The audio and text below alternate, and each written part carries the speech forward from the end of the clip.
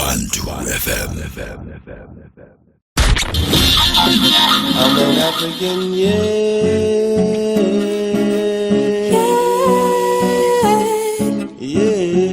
Bantu FM. I'm an African, By the people, for the people.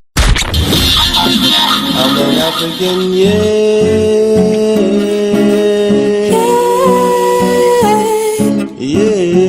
Bantu FM. I'm an African, By the people, for the people.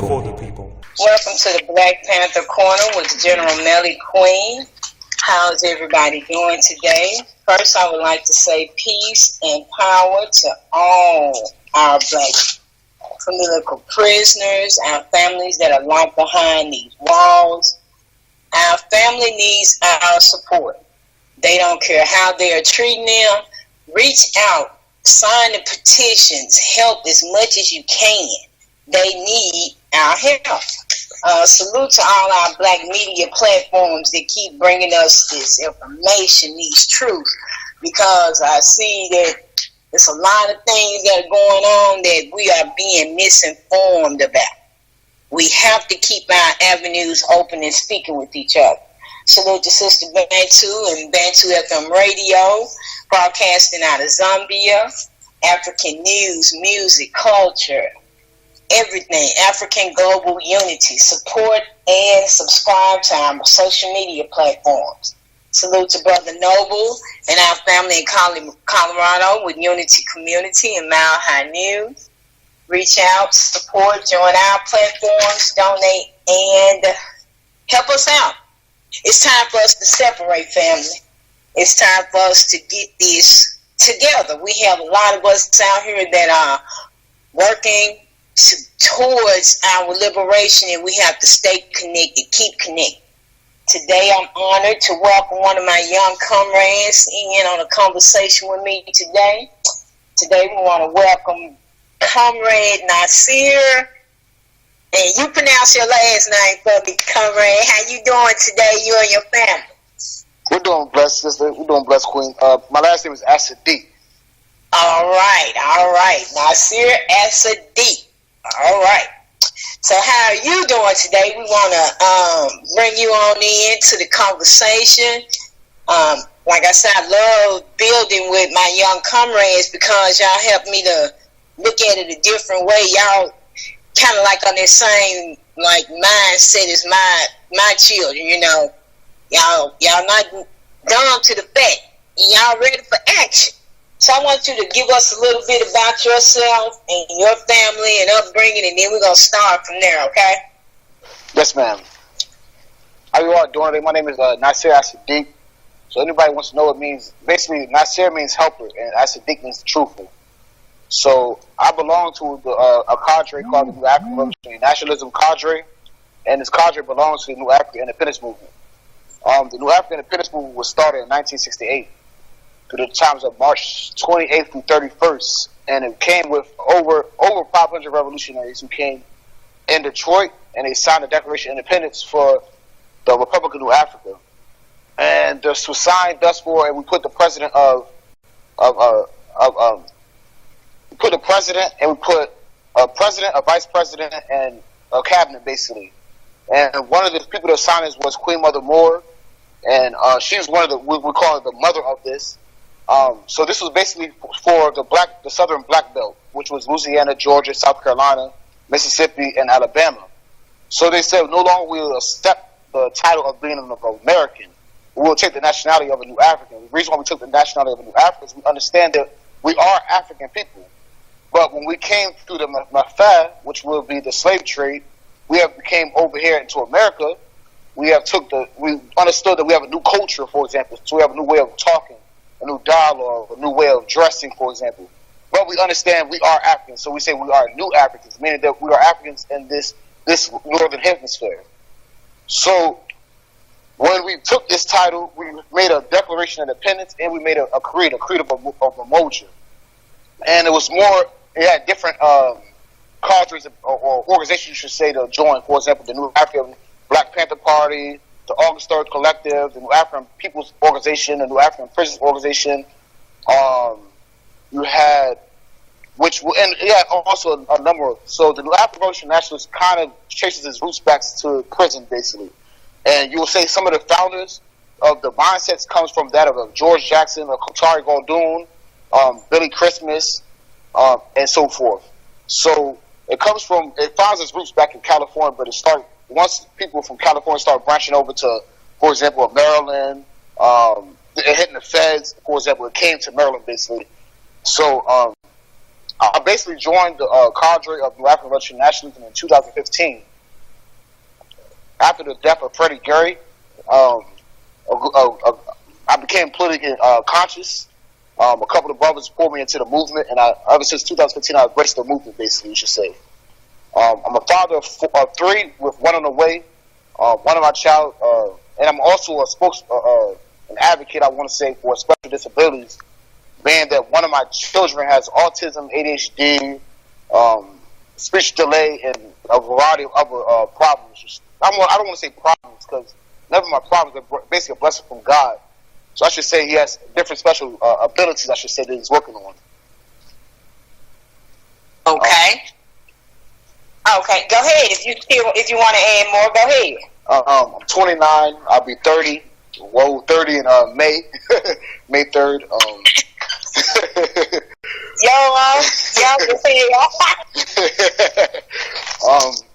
I should say I'm part of the youth, but also I'm advocating for the youth to step up more, honestly. So I'm trying to get the youth to really step up more, and it's a try and cure curve, because it's trying to bring a revolutionary mindset away from a criminal or colonial mentality. And I think that's the first step, is changing the mindset of the people and changing that criminal colonial mentality. Because George Jackson said when he realized at first he had a criminal mentality or the colonial mentality, but once he started studying, for example, Chairman Mao, Vladimir Lenin, Kwame Nkrumah, Franz Fanon, and he met certain black revolutionaries, he said, for example, Billy Christmas, W.L. Nolan, and that's when it became a revolutionary. And that's when he started to change his mindset, and he started lighting the fire that united upon the whole entire California prison, from San Quentin to Folsom to Tracy. And once he did that, he was a threat, and they killed him, honestly, and became assassinated. And once he was assassinated, the fire went everywhere, from Angola to the Angolian prison. We had the Angolian uprising, and that's why we start memorizing, I shouldn't say celebrating, but memorizing Black August and Bloody September, for example. Yeah, exactly. Because you said to change it from a criminal, did you say colonial mindset? Yes, ma'am, colonial mindset. And the colonial, you would say, will be believing in the system, basically, believing in integration. And a lot of people, for example, a lot of people don't understand that Martin Luther King, at first, he had a colonial mentality of integration, but towards the end of his career, before he got assassinated, he changed his mindset, and he met for example, Malcolm X. But when the system realized that his mindset went from the picketing to the sit-ins, but to boycotting, they said, "Oh no, we gotta get rid of him," because his mindset went to a revolutionary, and that's when he became a threat. And they said, "Yeah, he got to go." Yeah, because I know you're up in Baltimore, right? And I know it's a lot of these, y'all had the protests up there and different things, and I see a lot of the youth are responding, you know what I'm saying? But they're doing it in I guess you could say like a reactionary kind of state, because they're not getting anything for their marching in the streets with these signs and fighting in the street with these pigs. So, what is the climate up there now? You know what I'm saying? With all the defunding talk and different things, and you see Biden ain't finna do nothing. Not at all. Honestly, I would say Baltimore's still in a reactionary mindset. Honestly, it's not really pushing to really establish our own institutions. I would say it's the hunger is there, but it's not being done. The work is not being done. Honestly, it's not really the push to really separate. Honestly, to say, for example, look, we don't want to deal with y'all no more. We're going to do our own thing. We're going to start. And it comes from I'm quite sure probably a lot of people on Facebook know Abdul Shakur. And Abdul Shakur, one thing I learned from him, of studying from him, building private institutions. And one thing he said was, even if, for example, we have a food drive, it's still not going to work, because if we don't have our own private institutions where we have our own farm, our own mom and pop stores, our own grocery stores, we still go into our oppressor for our food. So you still benefit them no matter what. If we don't, and that's one thing I realized, like, and that's why I think it needs to be a change, honestly. So I'm hoping that, you know, brothers and sisters are listening to this conversation to understand that we got to do for ourselves. We are our own liberators. In the words of Jalil Abdul-Muttaqin, we are our own liberators. Stop going to them for the answers, because they're not going to give you the answers. You know, we keep thinking that every 4 years is going to be a change. Oh, Biden going to give us a change. Not realizing that Biden is racist. He's a closet racist. Just as racist as Trump. Thank you. Just as racist as Trump, because that's one of the things that we try to keep pushing, that we need our own African-centered institution and spaces, because you see the vaccination, they have a vaccine and they putting the black face on it. So what are they going to try to do? They're going to try to come for us first. So where do we go? You know what I'm saying? What are your thoughts on that? Yeah, you're right. A lot of people are like, where we go? Where we go? Where we go is with us, within us. You know, and I think another thing is people get so duped, like, oh, I'm gonna listen to, for example, when P. Diddy said we're gonna have a black political party. What is that black political party gonna do? Is it gonna be still for the administration? Is it still gonna be helping those who are taken from us? You know, and I think where's the next step we need to go is, I think we need to first, before anything, we need to have a blueprint, honestly. You said a blueprint? Yeah. Because, like, and my thing is, like they keep telling us, we have to look back to the past. I understand Sankofa, and I think we have to bring into the, you know, with the past to the future, but we got to do some upgrade and some and the new also, so that the youth can get involved. You see what I'm saying? Yes. Like, how do we get that back into our communities, like that moral and principles, that black code, where we can bridge that gap between our youth and elders that we are missing so much right now? I would say, I think one of the big things I think should be like a youth program, where it's like we elders and those who are in the middle age, that, for example, like the 30s bracket, I think like at least I would say from 25 and up will be the mentors, and those who are under that, it's like we start a mentor program where we teach them mother skills, father skills, hunting skills, mathematics, science, language skills, things that if we keep going to them, for example, we use their, just for example, like the education curriculum that you're pushing. Take us out of this school and put them in that, because once we do that, we can take them away from the Yoruga, the European way of teaching, basically, because the European teaching is nothing but teaching us to be inferior, honestly. And once we take them out of that education that's teaching them to be inferior, and teach them that, no, you're kings and queens and princes and princesses. So once we take them away from that, and we sit them down, we teach them, and we hands-on with them, and a lot of them come from broken homes, honestly. You know, from the COINTELPRO, broke a lot of homes where mothers, sometimes we don't have father figures, sometimes we don't have mother figures, and sometimes if the mom and dad aren't raising them, they're really not even a mother or father figure, because they ain't teaching nothing but twerking and selling drugs and being a gangster or being a quote-quoted female, honestly. So we're not even teaching them manhood and womanhood, honestly. So I think the first thing we should do is have a youth program, honestly, where it's truly teaching them how to be kings and queens, honestly. Yeah, because like in I'll say even some of our older people are broken. You know what I'm saying? Living in this racist ass world, and then finding out the truth, sometimes it kind of messes you up, because like you have to literally change your entire being when you become awakened. You know what I'm saying? Because when you become awakened, you see the truth. But we are so stuck in these ways and in this society because this is all we know. How do we start breaking those addictions and things like that to be able to live the way that we're supposed to live? How do y'all do it as a youth? One thing I did was I challenged when I was locked up. We had a program called the Youth Reclamation Committee, and we started by really challenging people's views. So we came with modules on womanhood, manhood, parenting me, words, mathematics, community and me. So we had these modules basically, and we had mentors, the people that was able to be mentors, and then we had helpers. So what we did was we actually challenged them, and we really broke down their mindset, their mind frame really. So I think that's the first thing we should do: break down their minds. When you're able to break them down and show them that your way of thinking ain't get you nowhere, and then I bring you this and I show you where it's going to bring you. So, for example, we see people that's so quick to want to, I'm going to go to the block, I'm going to hustle, and I'm going to do this. But then you break it down, you're like, okay, you say you're going to hustle, you need money.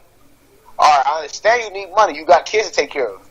But instead of selling drugs is doing nothing but killing your community, killing your parents, killing your father, killing your mother, killing your brothers and sisters, fellow black brothers and sisters, I'm going to give you a job. So it's when you say, okay, we understand that, and I'm not going to say black on black violence, there's really no such thing, honestly. But when I say we kill each other, okay, we understand we selling drugs, we kill each other. So what's the actual remedy for that? Because you can't tell somebody, man, bro, you got to stop selling drugs, man, you killing us. So what are they going to do then? If they can't sell drugs, what you going to give them? So let's give them a job now. Let's give them even if you got to take trash out, we say, okay, we're going to get a pickup truck, we're going to collect this trash, we're going to take this trash, and I'm going to get all $13 an hour, $11 an hour, whatever it is. We got to give them remedies. So in order for the youth to really change the way they're thinking, we also got to give them a remedy. Because you can't just tell them, man, stop gangbanging on your own brother and sister. Gangbang but instead of, I'm not going to take you from being a Crip or Blood or GD or Black Disciple or Black Peace Stone or Vice Lord, whatever you are, I ain't going to take that from you. If you want to be that, be that. That's your tribe you win. Just like in African countries, they got different tribes. That's your tribe. I ain't going to stop you from being that. But be a gangbanger for a purpose. Gangbang against them white people that's killing you. Gangbang against them people that's coming in your community and raping your women and sisters. Gangbang against that. And see, and then it's so easy to put the plans there, but to actually put them in place because so many of our people are broken and stuck in their ways, don't want to change. Some of them are just too lazy and too cowardice. You know what I'm saying? Yep. So, like, in order for us to get that, do you think we'll ever achieve unity? Because that's the only thing we haven't used. And we got to get to that unity or that unification so that we can get back to that connection with our source. How can we, do you think we'll ever get that unity? I think we will, honestly. I think it's going to be a lot of work, though, honestly, because I think it's going to take more positive influences. When I say that, I mean, like, for example, when you look at the music industry for the youth, because we know the youth like to look up to the music industry, honestly. So, for example, they look up to a Megan Thee Stallion, Black China, the rappers look up to King Von and NBA Youngboy and Fredo Bang, for example. Instead of pushing, we should have, let's give them something more to look up to. Instead of looking at Beyonce and put them to something more positive, for example. We try to motivate them to look at something more positive, honestly. Like, look at a Kendrick Lamar, a J. Cole. Why would the white man want J. Cole and Kendrick Lamar to be pushed to a better standard when they could push an NBA Youngboy, for example, and we know he got a lot of beef going on, for example. So I'm going to push him because I know all he's going to do is talk about ends and hoes and be this, be that. I'm going to kill you. I'm going to do this. I'm going to sell drugs. I'm going to do that. And I think we need really more positive influences because it's sad to say, but we really don't have none no more. If you think about it, even if you look at actors, for example, actors and actresses, majority of the positive actresses and actors that really you look up to them with a yes, that's like a Denzel Washington or Really, none of them. I say none of them, because my thing is, I agree with you on that. We have to push more positive people, because I look at it like this: if you're and I understand they have their reasons for the things they do, but my thing is, if my people ain't right, I don't care how rich you are. You are a sellout if you do not reach. It's something that can be done. I don't care what they say. It's something that all of them can get together to do. If all of them put it together, they can't kill them all. Nope. Like imagine if LeBron James, Kevin Durant, Steph Curry, Kyrie Irving. What's that football player that be buying all the land and houses and stuff? He stands unapologetic. Yep, they went down in California. Colin Kaepernick, and look what they did to him. Not Colin Kaepernick, the other boy that be coming down there, and he be like, y'all got 2 minutes, I'm not going to say a word. He don't never say nothing to him, because he can't stand. Oh, Marshawn Lynch. Yes, I love him. Yep, and they don't like him. They got rid of him. They don't want him in the league. But imagine if all of them came and said, we're going to start our own league. We're going to start the Black National League, for example. Imagine if LeBron James said that. Or we ain't going to play basketball for y'all no more. Or if you want us to, you're going to take $300 million and invest it in every single urban community. Or take $1 billion and invest it. Imagine if you did that. Thank you. And that's simple things, I think. But my thing is this, because I understand the sacrifice, this, that, and other, you're going to do it anyway. My only problem I have with them is they do it, they live their lives, but then when they get crossed over, they come out. You see what I'm saying? So if you love your people so much, you would help them. And I was looking at, and that's one of our main problems. That's the new that we're fighting against, right? So we're the old, right? So how do we upgrade our tactics to reach them? Because I can't reach nobody that I'm so militant. I don't like these people. I can't help it. I can't stand them. But then they'll look at me like I'm the mean one. So how do we do that? That's a good. I would say. Ooh, that's a good question. I would think you gotta just keep doing it. Honestly, I think you just gotta keep doing what you're doing. Like even with the radio show, it might not.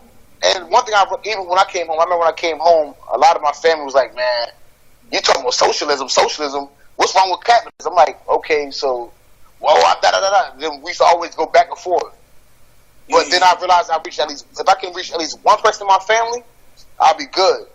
Because then that one person can reach one person, and that one person can reach one person, and that one person can reach one person. Until next thing you know, it's a unity. And I think that we just got to keep trying. Because if we keep trying and we don't give up, we're going to succeed. Like, one thing we realized, the revolutionary has the will of the people in their sleeve, or his heart on the people's heart on their sleeve. And Malcolm X, for example, his house got firebombed, he got threats, and he could have gave up. He could have said, "Man, they threatened my family. I'm gonna just give up. I'm gonna just go mind my business. I ain't gonna say nothing no more." But he didn't, because he realized, he said, "Man, I'm gonna die." And his wife said the same thing. His wife said, "Man, you keep pushing your message." So I think the thing that we got to keep doing is just keep pushing and say, "I'm gonna keep on fighting, and I'm gonna win," and have that resolve. And say that, you know what, no matter what my enemy come at me with, I'm going to come back even stronger. And I'm going to keep coming back even stronger. I'm going to use any revenue I got to do. If you cut this show off, I'm going to go to this show. If you cut this show off, I'm going to use this show. I might even use it a different name. If you ban me from Facebook, I'm going to make another account. If you ban me, I'm going to use another account. I'm going to just keep going. I'm going to keep fighting until you stop. I hear what you're saying. I got you. And like you were talking about Comrade George Jackson, I saw a post that Brother Dundana put up the other day about patience has its limits, take it too far, it is cowardice. Yep. Do you think we are being cowards during this time right now, or do you think, what do you think? Yeah, I think we're cowards, honestly. I really do. I'm gonna be honest. I'm gonna be honest. I think we're very much cowards, honestly, and I think because we got people out here that's homeless, ain't got no jobs, and people with this virus can't get jobs, and we're not doing nothing on us. Like, this is the time where we really should be out there, really pushing the agenda for our people. And a lot of times, brothers don't do it, or sisters. We just so comfortable going to work and going back to our house, and then it's just there. So I think we really are being cowards because we too patient, and we allow brothers, kids, the youth to keep looking up to these white people that's not for them, or these sellouts, and we think we just get comfortable, honestly. So I think we are being. I think honestly, in 2020, going to 21, we're being a real big cowards, honestly. Okay, that's what I look, and I had said the same thing because I'm like, what are we gonna do? Just sit here and wait till they jump on our heads? We can be doing something to be fighting back, right? Yeah. So my thing is, I take it. I see it as being fearful, and I'm not gonna lie. When you look out here and you see this uncertainty and what is going on and what they keep predicting, hey, shit, you do get scared. You get scared, but you can't ride in that fear. Mm-hmm. How do you conquer that fear of the unknown and knowing that you have to keep pushing on because you have to? I would say, me personally, I realized like growing in, because I grew up in prison. Honestly, I came in when I was 18. I left when I was 28. So when I see the conditions, I'm like, either you gonna sit back and complain about it and not try to do nothing about it, or you just gonna keep doing it. And one day, for example, we kept for a whole month and a half, we got nothing but stale bread. They would give us the most stalest bread, and I was being a coward because I ain't say nothing. I was like, I ain't just gonna eat them, push it to the side. And then I remember one time we just got tired of it. We just got fed up. We're like, man, we tired of eating this stale bread. So we just got up and walked up the cafeteria one day. We said, you know what? We ain't gonna eat. Ain't nobody gonna eat. Everybody just walk out. And they got scared. They're like, the lieutenants. They're like, what are y'all doing? We ain't tell y'all leave. And we ain't say nothing. We said we not eating this stale bread no more. And we walked out. And right there, we never got stale bread again because they realized they seen it. They seen it. Like, all y'all want to do is hit each other, stab each other, fight each other. But the minute they seen us united, they said, oh, they started to realize the power that they got. It's not, if you think about it, it's more people in the country, more black people than there's police officers, honestly. Thank you, because like they say, the power is in the people. But, I mean, that's a perfect analogy because when y'all got up unified, it scared them so much they didn't really know how to handle you all at that capacity. Nope. Unified at one time. Now they know how to handle and take down one because there's 1,000 of them will jump on one. But when y'all got together, they didn't know how to handle that. That's a perfect analogy. Nope. Like with the characteristics that make great leadership, I look at Marcus Garvey, I look at Brother Malcolm X and different things like that. And we do not have men like that are, I'm not going to say, I don't want to say prominent because we don't want no celebrity leading us. We don't really need a leader, but we do need organization. Where are we going to find that leadership at now? Because I don't see it out there like that anymore. I'm going to give you some hard truth that a lot of people don't want to face.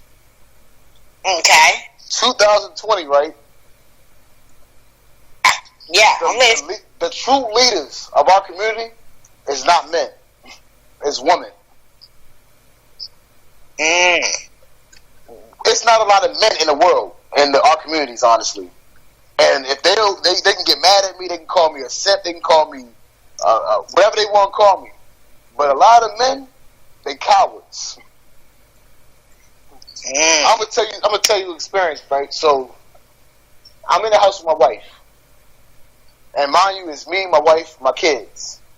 I allow somebody to move in my house. Me and my wife allow somebody to move in our house with their boyfriend or their girlfriend. And I used to talk to this person, and I thought this brother was. I already knew from the get-go when I sized him up. I knew he was honestly a clown, honestly. But one thing I told him I don't play with. I don't play with men putting hands on women. I don't understand how a dude can smack a woman, put hands on a woman, but when a man approach you, you fold like it's nothing. Yeah. It's not a lot of real. You could put 30 women and 30 men. Out of that 30 women, you might get 20 strong women, honestly. And out of them 30 men, you might get 5 strong men. Mm-hmm. And that's why they keep saying it's the time for the return to the divine feminine. Because honestly, both of us, the black man and the black woman, have lost our positions. You know what I'm saying? And it's not that we have a role to play, but you have it's a balance. And we have to bring our side, our parts to that table to have that balance.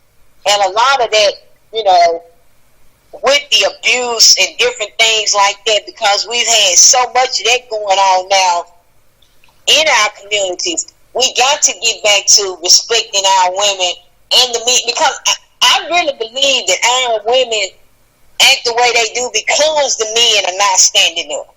And I'm not talking about the men, because I love our black men. But until they stop bending over, the women, you see what I'm saying? That's why the balance is not, we don't have that balance. Mm-hmm. How can we get back to that? Because they say, they'll be like, you're trying to say that you're not being respectful to men. No, that's not disrespecting men. A man's supposed to stand strong. He's the protector. Yep. Like, I remember when I was locked up. So one day they took our commissary, right? Instead of, at first, the prison ran a commissary, and everything was much cheaper. Like a noodle probably was like 14 cents, and you was able to get a case of noodles. When they switched it over to Keefe, they said you're only going to get 14 noodles, and they're going to be 60 cents a piece. We, as men prison, the male prisons, we went for it. And mind you, in the state of Maryland, there's only one female prison, and that's the women's cut. They are the only prison out of every single prison in the state of Maryland that buck and say, we're not going for it. Mind you, we was going to lose regardless, because you're going to have to take the commissary. Either you're going to not take commissary, or you are. You're going to lose regardless, honestly, because you're going against the prison system, the prison industrial system. But the key thing was, the only people that stood and made a stand was the female prison. That's the only ones that did. And they stood strong. They stood strong. I want to say, well, if not 2 months, at least a month, they stood strong.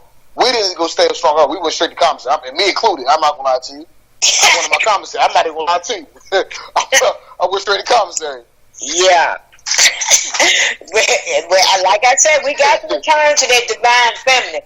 I know that, like they said, our elder John, our ancestor John Henry Clark said, we have no friends and no allies. And until we stand up, I don't see it. You know what I'm saying? And they keep saying, reach back. I know about socialism. I know about this capitalism, but I want to know, how can we break it? Is there a set plan? Who has it? I mean, who do you think has the closest plan to what we need to do? I would say the New African Independence Movement has a very good plan, because it's basically saying we're going to separate from this and have our own government. But the thing is, the work has to be done. It's not enough just to say we're going to do this, we're going to do this, we're going to do that, without the actual steps being done, honestly. If we say we fight for land, independence, and socialism, they got to be boots on the ground. So if we say that, for example, the capital of the Republic of Africa going to be in the state of Mississippi, it got to be work. It got to be, when people go out there, it got to be jobs out there.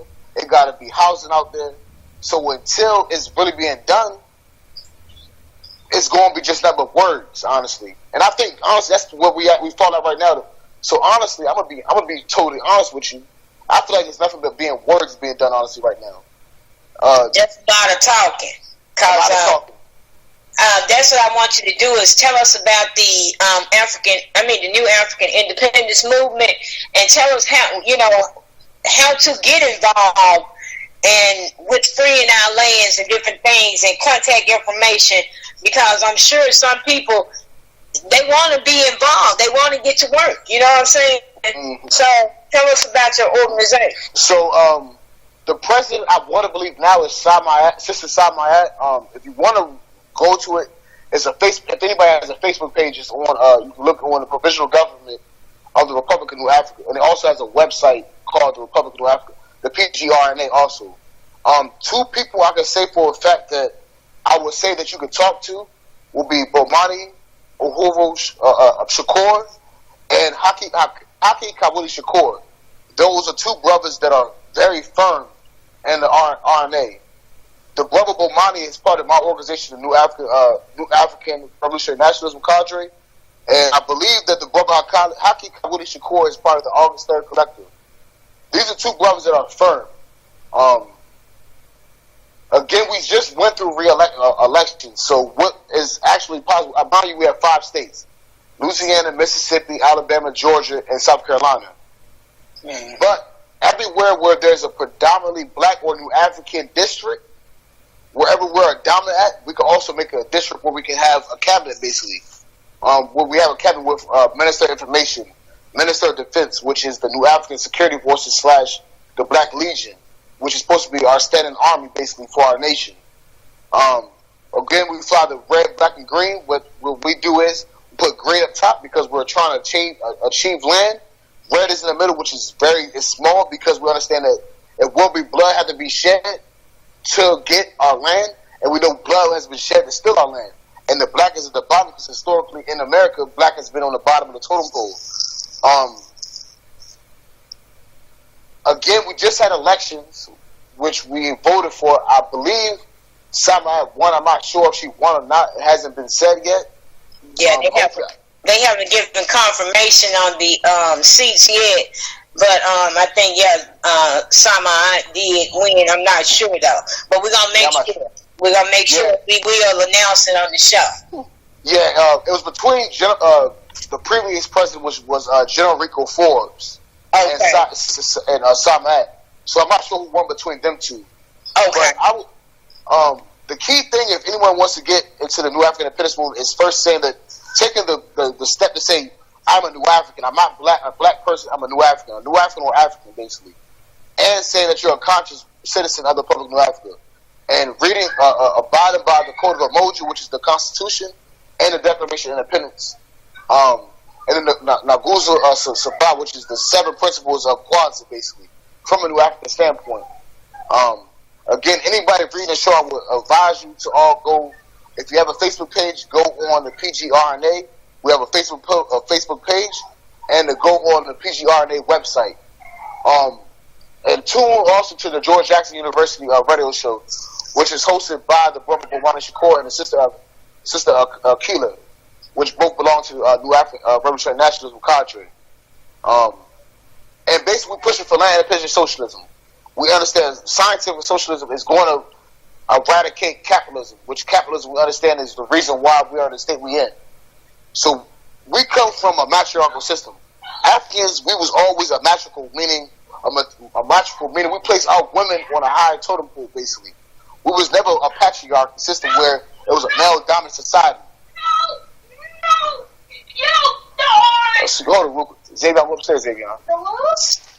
I apologize, my son right here.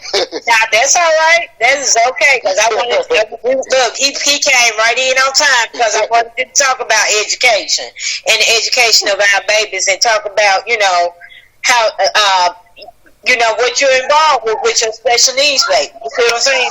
Yeah. So he came in right on time. Go ahead. Go ahead.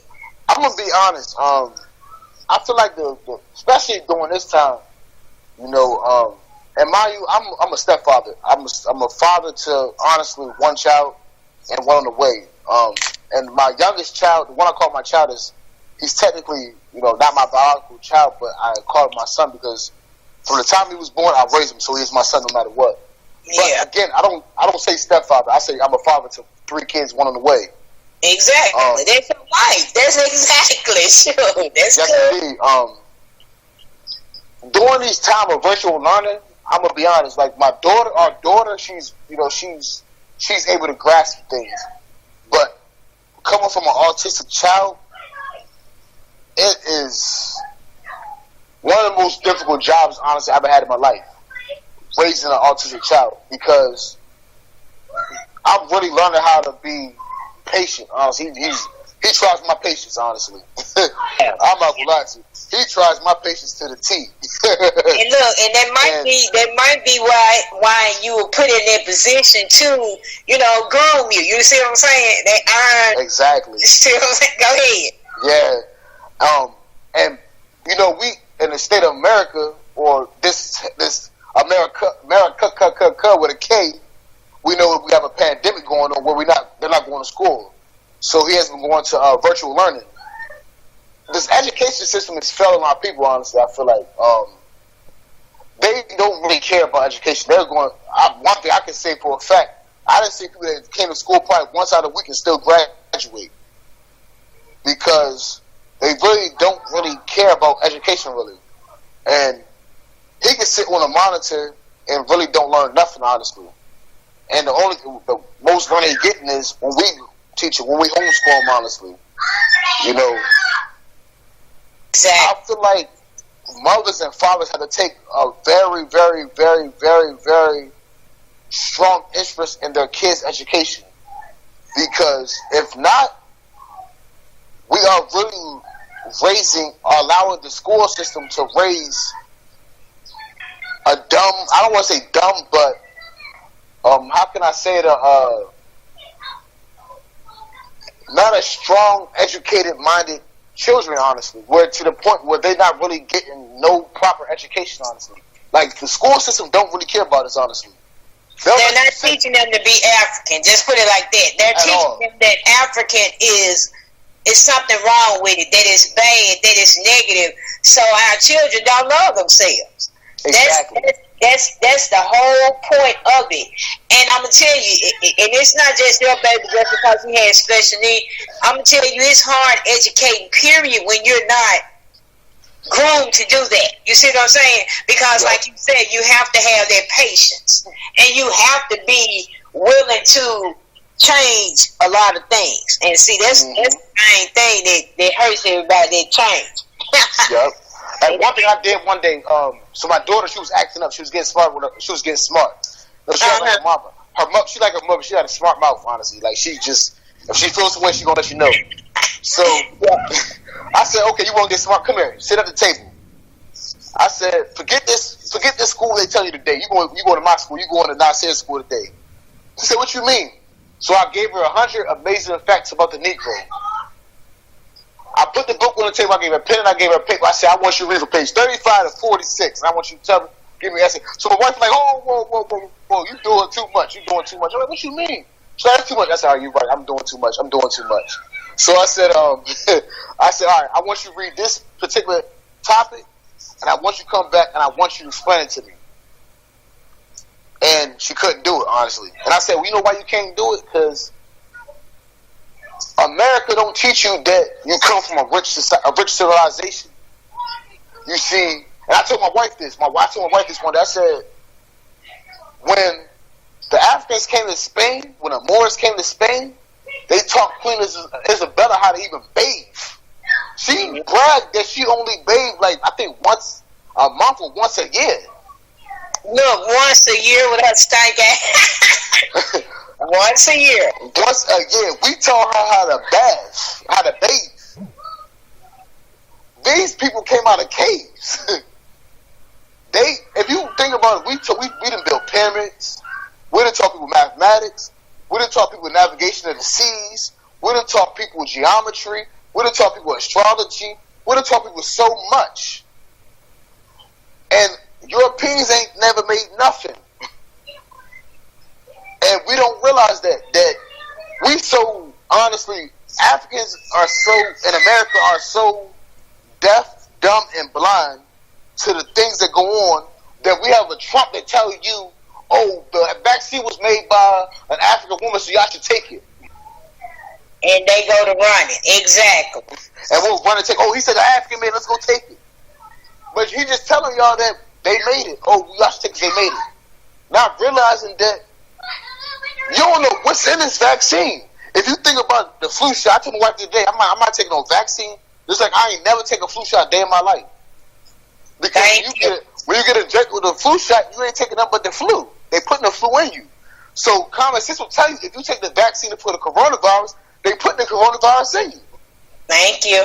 I know I'm not taking one. That's one of the things that I'm hoping that this will bring some people to their senses, and they'll be like, hey, they going a little too far. But you know how that is, because like I said, they already got sellouts trying to push it on us. You know what I'm saying? Yep. I have enjoyed our conversation. I want you to give us like a closing, right? Because I want you to speak to the youth, especially our young men, on how to, work with their families. That they're home now.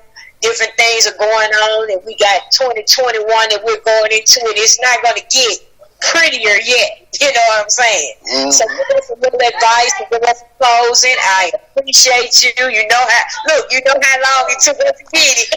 Yes, ma'am. Yes, ma'am. And give us a closing. We're going to close on out. Like I said, you're always welcome to come back. Yes, ma'am. Hey. I'm going to say this. From the year for the past 4 years, we have seen overt racism.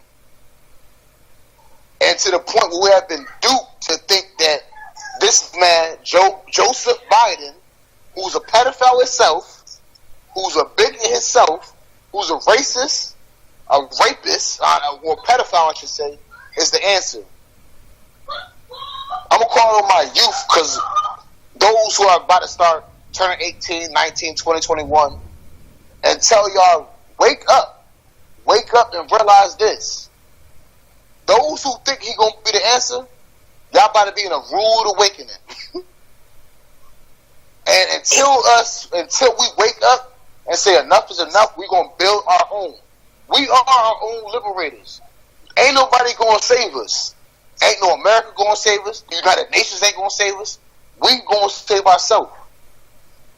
Take this time and go into 21 to study.